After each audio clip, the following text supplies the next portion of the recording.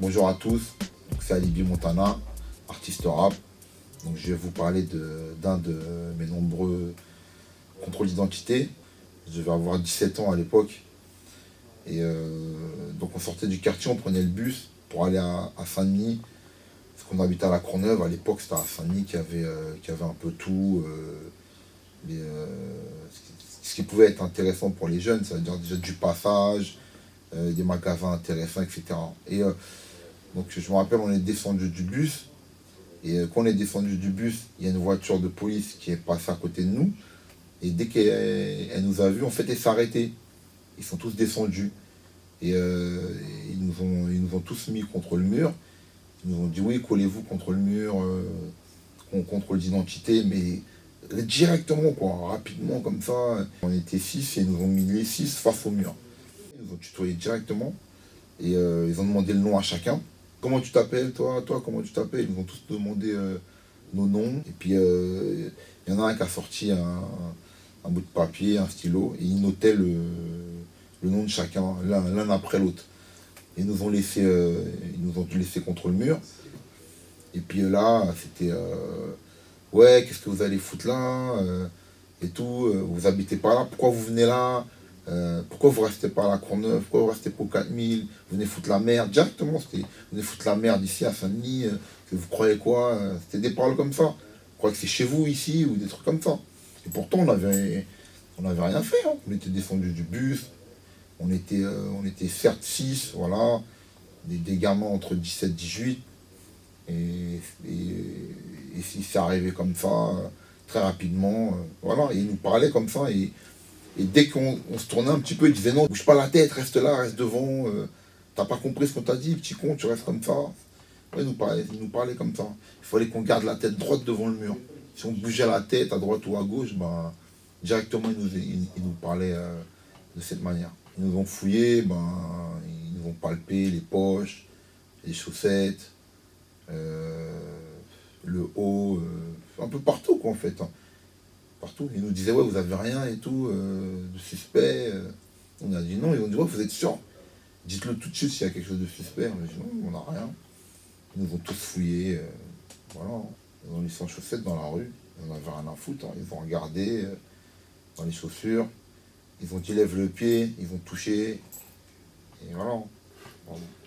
Donc après, le dernier il est revenu de la voiture. Et puis il leur a dit non c'est bon, on peut les laisser partir et tout. Après ils nous ont dit ouais on vous a à l'œil, là on vient de prendre votre identité à tous. Donc là ça y est, là on vous êtes fichés, ils nous ont raconté les conneries de l'époque. Ils nous ont parlé et traité en fait comme si on avait fait quelque chose. Alors qu'ils ont vu des jeunes qui étaient en train de marcher, mais ils sont arrivés de manière très brutale, comme ça, très agressive. Selon l'article 78.2 du Code de la procédure pénale, la police ne peut pas contrôler un individu sans motif ou ordre émanant d'une autorité judiciaire. Le contrôle de routine n'existe pas. Tout le cheminement du contrôle en tout, ça a dû durer 25 minutes. On avait déjà plein d'exemples, même des plus grands que nous, des histoires comme ça. On n'était pas en fait surpris, on était plus énervés, parce qu'il y avait des gens qui passaient, tout ça, etc. Quand les gens y passaient, ils disaient ouais, circulez, circulez. Et en fait, nous, en fait, comment les gens nous regardaient, on avait vraiment l'impression qu'on avait fait quelque chose. Parce que les gens y passaient comme ça, ils nous regardaient. Moi, je me rappelle, il y avait des parents. Et moi, je me rappelle, je m'étais dit que s'il y avait des amis de mes parents qui passaient, ils allaient sûrement dire j'ai fait quelque chose.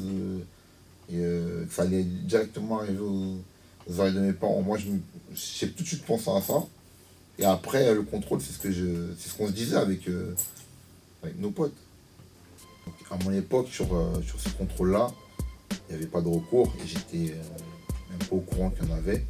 Donc maintenant, si vous êtes victime de ce genre de choses, vous pouvez envoyer un SMS donc, au 07 60 19 33 81.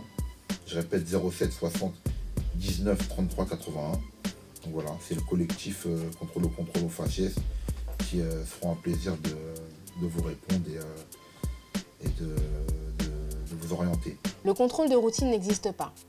Une action nationale contre les contrôles abusifs est en place.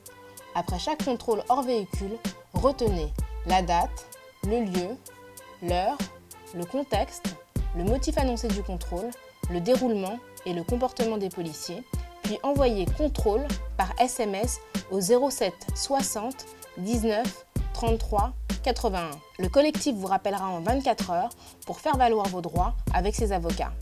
Rejoignez l'action Stop le contrôle aux faciès.